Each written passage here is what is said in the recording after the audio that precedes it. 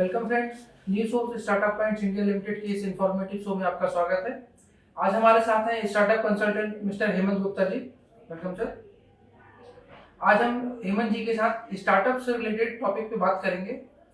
तो सर, सबसे पहले आप हमें ये बताइए कि आपकी ये जो कंपनी है new source startup points India limited, इसको स्टार्ट करने के पीछे आपका उद्देश्य क्या था? देखिए आकाश जी, स्टार्टअप माइंड मुझे तब समझ में आया जब मैंने अपना स्टार्टअप स्टार्ट किया। तो बहुत सारी दिक्कतें आई। मुझे हर दरवाजे पे जाके ठक करना पड़ता था। मुझे ये तो पता था कि मुझे अपने कस्टमर तक पहुंचने के लिए क्या करना पड़ेगा, लेकिन वो सारे स्किल सेट मेरे अंदर तो थे नहीं। उन स्किल सेट के लोगों को खोजना, उन स्किल सेट से वो चीज निकलवाना जो मैं अपने कस्टमर तक पहुंचाना चाहता हूं, वो एक बहुत बड़ा चैलेंज था। तो मुझे ये लगा कि जब मुझे स्टार्टअप करने में, जब मैं एक एजुकेटेड हूं, मेरा सर्किल है, तो एक आम भारतीय नागरिक किस तरीके से ऐसे कंसल्टेंट के पास पहुंचेगा जो कि छोटी सिटी में रहता है। मैं तो दिल्ली जैसी सिटी या बेंगलोर जैसी सिटी में मैं रह रहा हूं, वहां पे फिर भी कंसल्टेंट मिल जाएंगे या वो स्किल सेट मिल जाएगा इजीली, लेकिन छोटी सिटी में रहने वाला एक बंदा वो कैसे अपना स्टार्टअप स्टार्ट करेगा? और गवर्नमेंट भी बहुत हेल्प करने की कोशिश कर रही है, लेकिन एक्चुअली जो स्टार्टअप स्टार्ट करने के लिए जो सर्विस प्रोवाइडर है वही अगर नहीं मिलेगा तो कैसे वो सारे स्किल सेट खुद डेवलप करके स्टार्टअप को स्टेब्लिश करना बहुत ही मुश्किल काम हो जाएगा। तो इस मुश्किल को हल करने के लिए मैंने न्यूसो स्टार्टअप माइंड इंडिया लिमिटेड बनाई, जिसमें हर तरीके के प्रोफेशनल्स एक जगह पे इकट्ठे किए।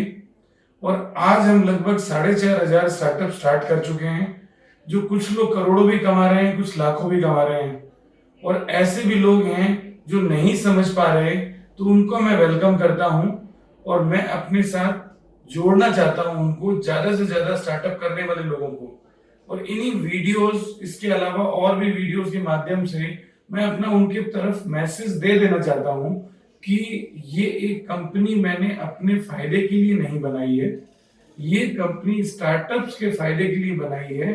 गवर्नमेंट अपनी जगह पे काम कर रही है, लेकिन प्राइवेट सेक्टर अपनी जगह पे काम करना चाहिए। एक स्टार्टअप को कोई भी प्रोफेशनल बड़ी आसानी से अपनी सर्विसेज नहीं देता, ना ही उन पे ध्यान देता।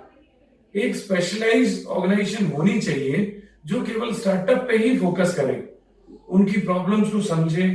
उनके पास फंड्स की रिक्वायरमेंट्स काफी ज्यादा होती है, फंड्स कम होता है उनके पास, तो उनको कम से कम प्राइस में वो सर्विस मुहैया कराई जाए। यही सब उद्देश्य मेरे को इस कंपनी के बनाने के पीछे थे। ठीक है, तो जैसा कि हेमंत जी आपने हमें बताया कि आपने जब खुद अपना स्टार्टअप स्टार्ट किया तो आपको बहुत सारी परेशानियों का सामना करना पड़ा। उसके बाद आपके मन में विचार आया कि क्यों ना इस तरह का कोई स्टार्टअप स्टार्ट किया जाए जो स्टार्टअप एंटरप्रेन्योर्स को हेल्प करे सारी सर्विसेज के लिए। तो आप हमें बता सकते हैं कि आपकी जो कंपनी है किसी भी स्टार्टअप एंटरप्रेन्योर को किन किन तरह की सर्विसेज प्रोवाइड कराती है? देखिए, हमारे बेसिकली 3 सेगमेंट हैं। पहले तो हम उनकी लीगल फॉर्मेलिटीज यानी रजिस्ट्रेशन वगैरह की प्रोसेस में उनको हेल्प करते हैं। हमारे पास सभी प्रोफेशनल मौजूद हैं, चाहे वो सीए है, सीएस है, लॉयर है, तो उनको एक ऑर्गेनाइजेशन को फॉर्म करने में कोई भी दिक्कत नहीं आती है। वो बड़ी आसानी से 10 to 15 डेज में अपनी ऑर्गेनाइजेशन रजिस्टर करा सकते हैं, अपना बैंक अकाउंट ओपन कर सकते हैं, और आगे जो गवर्नमेंट ने कंप्लायंसेस मांगी हैं इन स्टार्टअप से, उनको करने में भी हम हेल्प करते हैं। और हम ये चाहते हैं कि वो ये रजिस्ट्रेशन प्रोसेस या कंप्लायंस प्रोसेस से दूर हटके केवल अपने स्टार्टअप आइडिया उसको एग्जीक्यूट कराने पे फोकस करें। और ये टेंशन सारी जितनी भी है कंप्लायंस रिलेटेड या रजिस्ट्रेशन रिलेटेड, वो हम पर छोड़ दें। हम उनको इसमें तो हेल्प करेंगे ही करेंगे, लेकिन इसके अलावा एक कदम आगे बढ़ाते हुए स्टार्टअप को मैं ये चाहता हूं कि वो कैसे अपनी मार्केटिंग स्ट्रेटेजी बनाए, कैसा अपना ऑरा बिल्ड करे, यानी किस तरीके की इमेज मार्केट में बनाए। आजकल डिजिटल मार्केटिंग का ही मेन रोल है। मार्केटिंग डिजिटल होगी तभी एक स्टार्टअप जल्दी ग्रो कर पाएगा। आज की डेट में किसी के पास इतना टाइम नहीं है कि वो 4-5 साल में ग्रो करे। 4-5 साल में तो एक आइडिया ऑब्सलीट हो जाता है। तो अल्टीमेटली बहुत जल्दी ग्रो करने के लिए डिजिटल मार्केटिंग बहुत जरूरी है। तो मैंने इस तरफ भी कदम बढ़ाए, डिजिटल मार्केटिंग टीम क्रिएट की, क्योंकि एक स्टार्टअप बहुत कम कॉस्ट में चीजों को चाहता है, वो अपनी डिजिटल मार्केटिंग टीम नहीं बना सकता।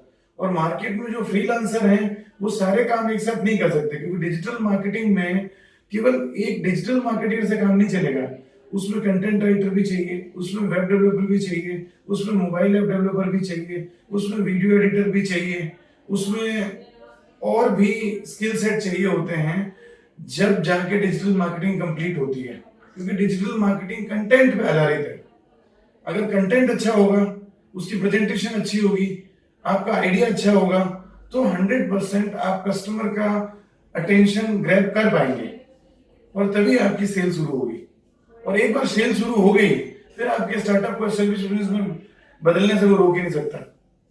तो हम इस पे अभी इंडस्ट्री वाइज काम करने की कोशिश कर रहे हैं कि कुछ रेडीमेड इस तरीके का बनाया जा सके कि कोई भी स्टार्टअप रजिस्ट्रेशन करवाने के बाद अपने क्लाइंट जल्दी से जल्दी with in a month acquire कर ले।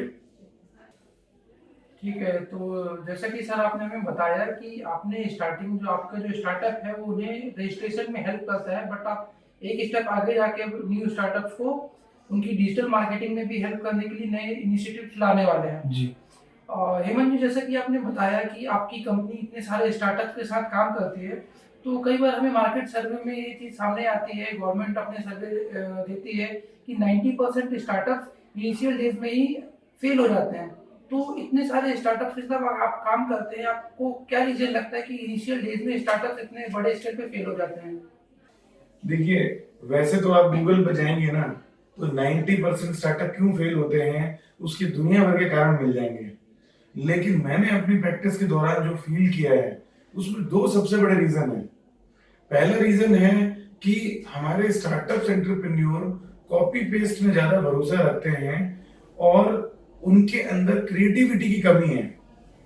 अब जब तक क्रिएटिविटी नहीं होगी, आप कैसे अपने कस्टमर का ध्यान आकर्षित अपनी तरफ कर पाएंगे। एक्चुअली हिंदुस्तान में क्या है कि जो चीज एक बार चल गई उसी को कॉपी पेस्ट करना शुरू कर दिया। अब जो जिसने सबसे पहले सोचा वही तो बड़ा प्लेयर बनेगा मार्केट में। उसके बाद वाले प्लेयर कॉपी पेस्ट करके आगे बढ़ने की कोशिश करेंगे। एक्सेप्शनल केस में ऐसे लोग आगे निकल भी जाते हैं, अगर वो स्ट्रेटेजी और एग्जीक्यूशन उस पहली कंपनी से ज्यादा अच्छी कर लें। तो ऐसा नहीं है कि कॉपी पेस्ट नहीं करके यूनिक आइडिया लेके आप सक्सेसफुल हो सकते हैं। कॉपी पेस्ट करके भी आप सक्सेसफुल बना सकते हैं अपने स्टार्टअप को, लेकिन उसमें फिर एग्जीक्यूशन का तरीका बदलना पड़ेगा, क्रिएटिविटी तो लगानी पड़ेगी। और दूसरा रीजन वही है कि हिंदुस्तान में कोई भी वन स्टॉप सॉल्यूशन कंपनी मौजूद नहीं है, जो मैंने क्रिएट करने की कोशिश की है। क्योंकि किसी काम के लिए किसी के पास जाना पड़ता है, किसी काम के लिए किसी के पास जाना पड़ता है। तो इसमें एक स्टार्टअप की काफी एनर्जी और पैसा वेस्ट हो जाता है। और जब वो अपना स्टार्टअप लॉन्च पैड पे लेके आता है, तब तक उसका वो उत्साह ही खत्म हो जाता है। और अलग अलग प्रोफेशनल अलग अलग तरीके की बातें करते हैं और अलग अलग तरीके की परफॉर्मेंस देते हैं, तो वो परफॉर्मेंस मैच ही नहीं हो पाती। एक्चुअली सही बात तो ये है ना, एक स्टार्टअप करना वैसे तो बार बार फेल होके ही समझ में आता है, लेकिन फिर भी एक स्टार्टअप करना उसी तरीके से है कि कहीं का ईंट कहीं का रोड़ा और भानुमति ने कुनबा जोड़ा। तो अल्टीमेटली कुल मिला के ना बहुत सारी चीजें चाहिए स्टार्टअप में। और इनिशियल, अब आप देखते हैं कि कोई गाड़ी अगर खड़ी है और ठंड में खड़ी है, अब उसको स्टार्ट करेंगे तो धक्का भी लगाना पड़ेगा, तो बहुत ज्यादा एनर्जी लगती है स्टार्टिंग में, स्टार्टअप को शुरू करने में। हाँ, एक बार जब सेल होनी शुरू हो जाती है तो फिर मतलब आगे चीजें आसानी से बढ़ाई जा सकती हैं, बड़े प्रोफेशनल लिए जा सकते हैं अपनी चीजों को आगे बढ़ाने के लिए। आजकल तो फंडर भी फंडिंग नहीं करते इनिशियल स्टेज पर, जब तक आपको कुछ टर्नओवर नहीं आ रहा है या आपका आइडिया मार्केट में पॉपुलर नहीं हो रहा, लोग आप कुछ तो टर्नओवर दिखाएं, तब तो वो फंडर भी आपकी आइडिया पे विश्वास करेगा, आपको कुछ फंडिंग करेगा, तब आप बड़े प्रोफेशनल ले सकते हैं, आगे जा सकते हैं। तो वन स्टॉप सॉल्यूशन मार्केट में स्टार्टअप के लिए नहीं है। गवर्नमेंट बहुत सारी हेल्प करने की कोशिश कर रही है, लेकिन गवर्नमेंट जमीनी हकीकत से थोड़ा सा दूर है, क्योंकि उन लोगों के पास वो एजुकेशन नहीं है जिससे स्टार्टअप किया जा सकता है। उसके लिए प्राइवेट सेक्टर को आगे आना चाहिए, इन लोगों की मदद करनी चाहिए। जो बहुत सारे प्राइवेट सेक्टर अलग अलग लेवल पे मदद तो कर रहे हैं, लेकिन कोई वन स्टॉप सॉल्यूशन नहीं है कि एक जगह जाएं और कर लें। तो यही मैंने कोशिश की है कि एक जगह पर ही उनको वो सारी सर्विसेज मिल सके जो एक स्टार्टअप के लिए इनिशियल स्टेज पे जरूरी है। जैसे कि हेमंत जी आपने हमें बताया कि स्टार्टअप्स के फेल होने का एक मेन रीजन है कि उनमें क्रिएटिविटी की कमी होना, और दूसरा उन्हें वन स्टॉप सॉल्यूशन नहीं मिलता है। तो कई स्टार्टअप एंटरप्रेन्योर्स ऐसे भी हैं जिनके पास स्टार्टअप से रिलेटेड आइडियाज तो होते हैं, लेकिन उनके पास इन्वेस्टमेंट के लिए फंड नहीं होता है। तो इस तरह के जो युवा उद्यमी हैं वो अपना स्टार्टअप कैसे इनिशिएट कर सकते हैं? देखिए, आज की डेट में आइडिया तो हिंदुस्तान में बहुत है सबके पास, चाहे वो कॉपी पेस्ट है, चाहे वो उनकी खुद की क्रिएटिविटी है।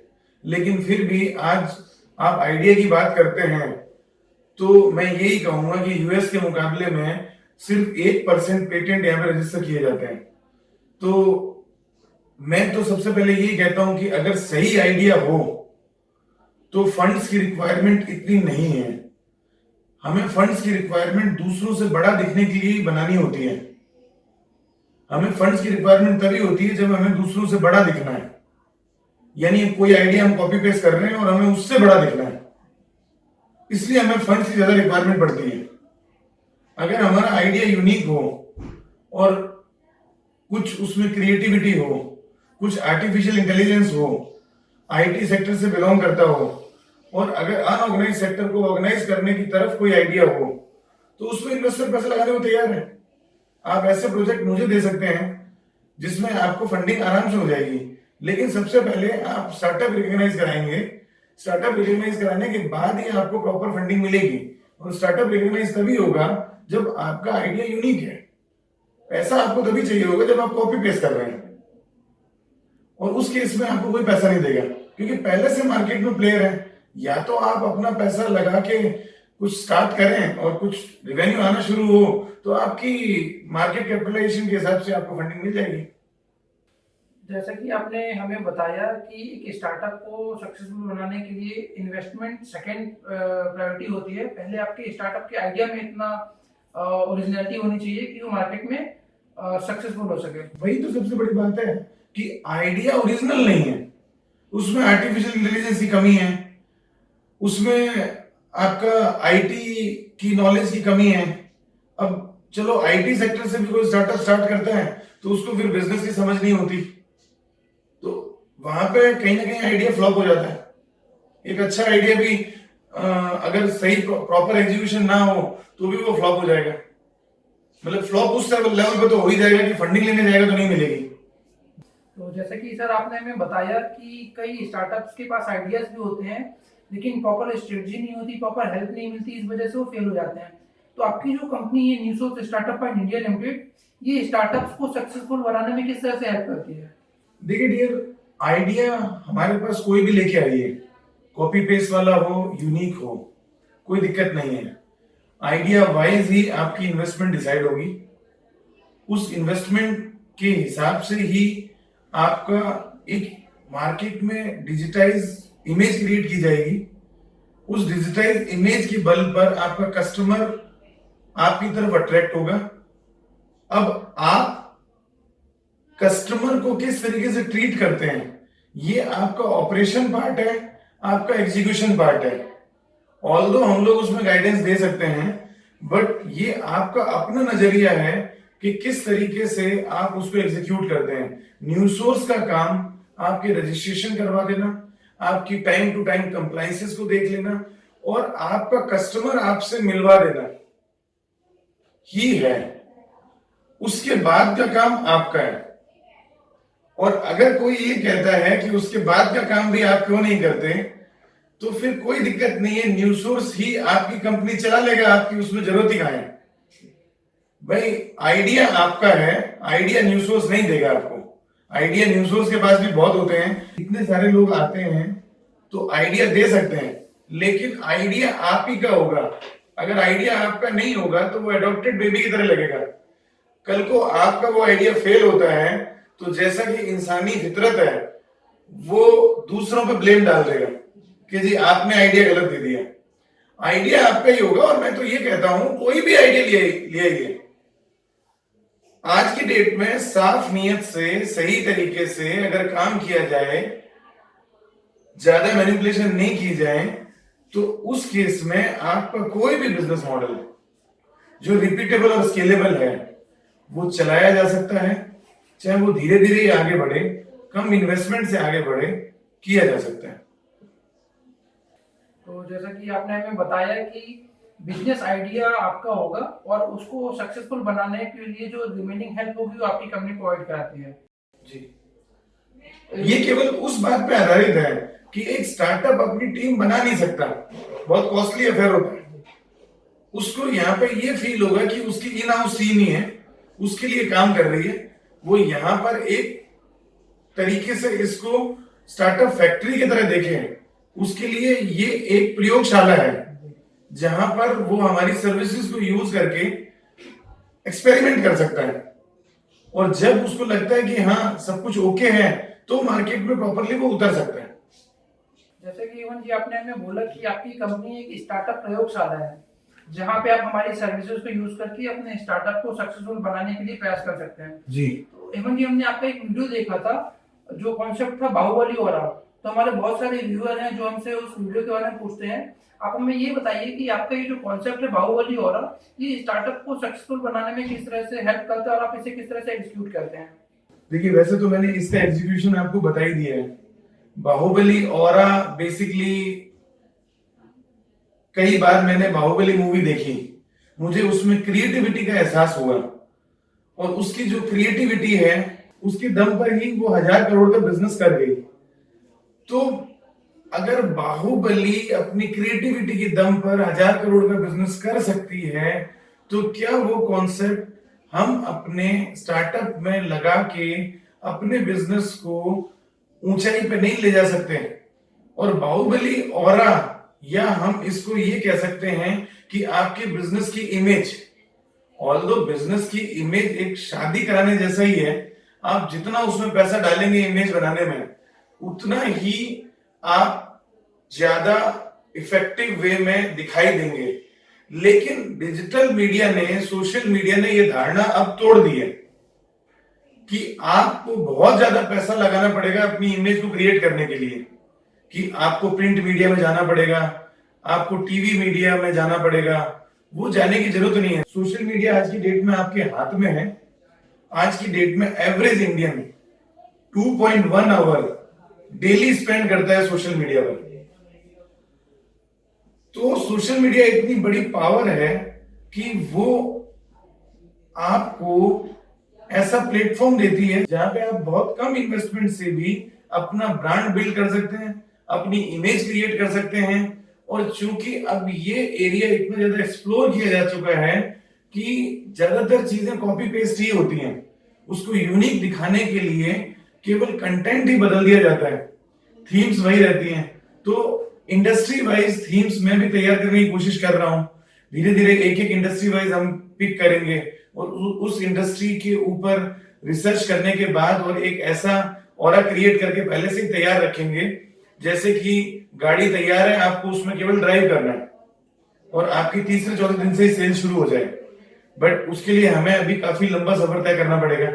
पहले से जिस इंडस्ट्री की हमें नॉलेज नहीं है उसके ऊपर काफी रिसर्च करनी पड़ेगी, उसके बाद वो चीजें प्रिपेयर होंगी। तो इसमें हम प्रयासरत हैं। इवन जी जैसा कि आपने हमें बताया कि किसी भी एग्जिस्टिंग बिजनेस मॉडल में थोड़ा कंटेंट और थोड़ा आइडियाज को चेंज करके ही लोग अपना स्टार्टअप स्टार्ट करना ट्राई करते हैं। तो हमें ये बताइए कि किसी एग्जिस्टिंग सक्सेसफुल बिजनेस मॉडल को कॉपी करके अपना स्टार्टअप स्टार्ट करना गलत है क्या? बिल्कुल गलत नहीं है। मैंने ये कभी नहीं कहा कि गलत है, लेकिन ये सब सर्कमस्टेंसेस पे डिपेंड करता है। मतलब अब आप फ्लिपकार्ट से कॉम्पीट करने की कोशिश करोगे तो आप कर थोड़ा पाओगे। एक स्टार्टअप की मैं बात कर रहा हूँ जिसमें कोई बिलियन मिलियन डॉलर ना लगे, तो फ्लिपकार्ट से उसके बिना तो टक्कर ली नहीं जा सकती। अब वॉलमार्ट ने भी अमेज़न से टक्कर लेने के लिए फ्लिपकार्ट को परचेज कर लिया है, तो वॉलमार्ट डायरेक्ट भी आके मार्केट कैप्चर कर सकती थी, इतना पैसा है। लेकिन इंडिया में हमारे स्टार्टअप जो शुरू हो रहे हैं, जिनके साथ हम लोग डील करते हैं, उन लोगों के पास उनको कॉम्पीट करने की जरूरत नहीं है। हाँ, अब कॉपी करना है तो आप इसका एक अंश कॉपी कर सकते हैं कि जी आप यूनिक प्रोडक्ट लाइए, अपनी एक पहचान अलग से बनाइए और बाकी ई कॉमर्स में यूज करिए। तो आपने आइडिया तो फ्लिपकार्ट वाला ही कॉपी किया, ई कॉमर्स बेसिकली, लेकिन ई कॉमर्स तो हर फील्ड में यूज हो रहा है। आप अपने प्रोडक्ट लिमिटेड रखिए, फ्लिपकार्ट की तरह सब कुछ मत बेचिए, यूनिक चीज रखिए, उसमें चाहे 50 आइटम है चाहे 100 आइटम है, लेकिन यूनिक है, वो आपके पास मिलेगी एक्सक्लूसिवली। आप कहीं मत डालिए उनको। बट फिर अगेन डिपेंड करता है कि आपकी प्रमोशन कैसी है उसको चलाने के लिए।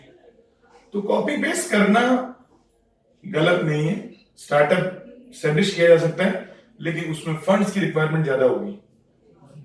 नया आइडिया होगा तो फंड्स की रिक्वायरमेंट कम होगी कंपैरेटिवली, क्योंकि वहां पे कंपटीशन नहीं मिलेगा। जैसा कि आपने हमें बताया कि किसी भी एग्जिस्टिंग बिजनेस मॉडल को कॉपी करना गलत नहीं है, बट वहाँ पे आपको इन्वेस्टमेंट ज्यादा होगी क्योंकि आप किसी को कॉपी कर रहे हैं, मार्केट में ऑलरेडी एग्जिस्टिंग प्लेयर हैं। उससे बेटर बनना पड़ेगा ना आपको। उससे बेटर बनने के लिए आपको इन्वेस्टमेंट की रिक्वायरमेंट होगी।